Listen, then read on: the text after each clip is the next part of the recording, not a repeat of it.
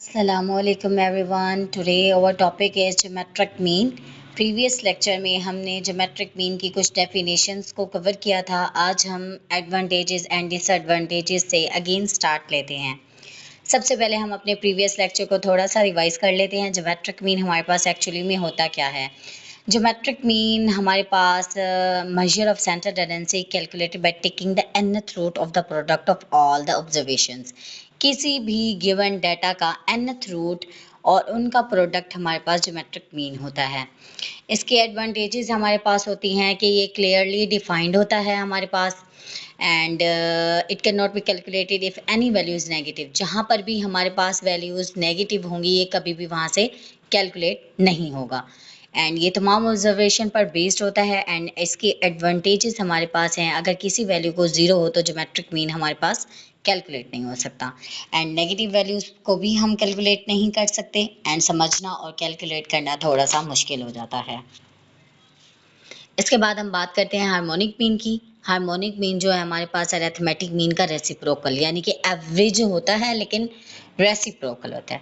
ये speed rate और ratio वाली कैलकुलेशन में यूज़ होता है. एंड इसका फार्मूला हमारे पास यहाँ पर गिवन है HM is equal to n over summation 1 over n. n हमारे पास टोटल ऑब्जर्वेशन एंड x हमारे पास वैल्यूज़ होती हैं. और अगर हम इसे ग्रुप डाटा से कहेंगे तो हमारे पास जस्ट फ्रीक्वेंसी एडअप हो जाएगी. फ्रीक्वेंसी एफ मीन होता है हमारे पास फ्रीक्वेंसी एंड x हमारे पास क्या होंगी वही वाली वैल्यूज़. इसके अलावा हम इसके एडवांटेजेस एंड डिसएडवांटेजेस भी रीड आउट करेंगे.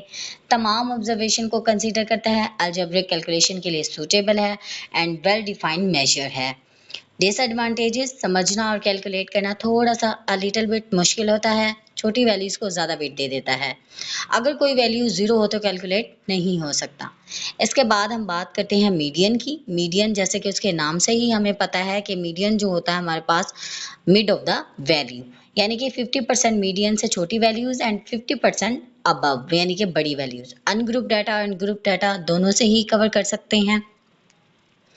इसके अलावा हमारे पास इसकी भी एडवांटेजेस एंड डिसएडवांटेजेस हैं. एडवांटेजेस में समझना आसान है, ग्राफ से आसानी से रिलोकेट किया जा सकता है. एक्सट्रीम वैल्यूज़ यानी कि बहुत बड़ी या बहुत छोटी वैल्यूज से इफेक्ट नहीं होता. डिसएडवांटेजेस भी हमारे पास हैं, तमाम ऑब्जर्वेशन को यूज़ नहीं करता या लाइक हमारे पास मिड ऑफ द वैल्यू हमने पिकअप कर दी एंड बाकी डाटा हमारा यूज़ नहीं होता. बड़ा डाटा अरेंज करना बहुत ज़्यादा मुश्किल हो जाता है. अलजेब्रिक ट्रीटमेंट के लिए सुटेबल नहीं है. इसके बाद हम बात करते हैं मोड की. मोस्ट फ्रीक्वेंट वैल्यू यानी कि जो डाटा में सबसे ज़्यादा बार रिपीट होती है वो हमारा मोड होता है. एंड मोड के लिए हमारे पास FM यानी कि लोअर लिमिट और frequency of model class, L lower limit of model class, F1 frequency of previous and F2 frequency of next class and H जो होता है हमारे पास क्लास विड्थ होता है. सबसे कॉमन वैल्यू जो होती है वो मोड शो करता है. कैटेगोरिकल डाटा के लिए यूज़फुल होता है एंड इजी टू अंडरस्टैंड है. एक से ज़्यादा मोड्स भी हो सकते हैं, बाई मॉडल भी या मल्टी मॉडल दोनों हो सकते हैं.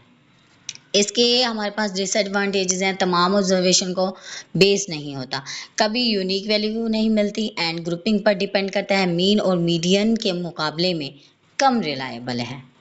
Thank you so much. See you in the next lecture. अल्लाह हाफिज़.